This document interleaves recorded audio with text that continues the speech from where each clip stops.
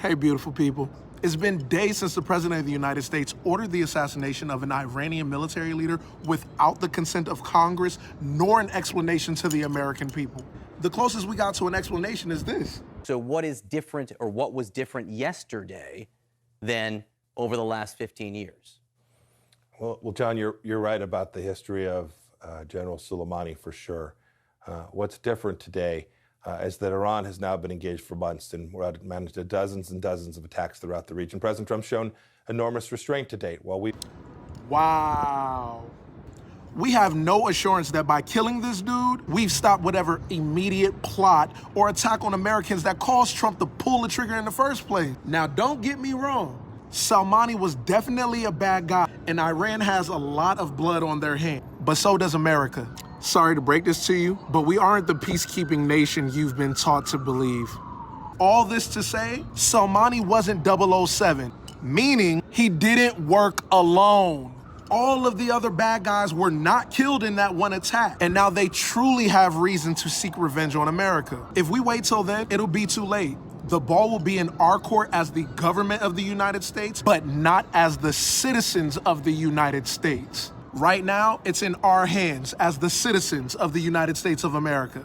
We have to unite and determine whether or not we want to go to war or we want to settle this diplomatically. Iranian television has stated that the people of Iran, all 80 million of them, will put up $1 apiece to create an $80 million bounty on Donald Trump's head. Not America, Donald Trump specifically, and any of his administration that took part in this assassination. Now, I'm no diplomat, but I know a thing or two about negotiations with people from the Middle East, both because I've lived in the Middle East and I've dealt with a lot of Middle Eastern people here in America. Now, if Iran is being this specific, we need to read between the lines, because clearly the people in power are not. In my opinion, we as American citizens could avoid going into further conflict by doing 3 things. Number 1, we've already impeached him. We must remove President Trump from office, proving to the world that we obey our Constitution and that we will put our country before any one person as long as it is morally right. Number 2,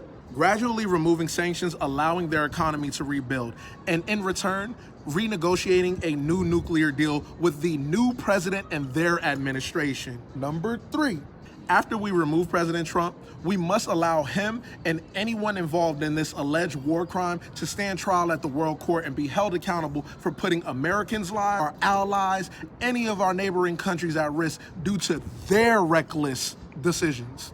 Trump and his administration, 323 million Americans.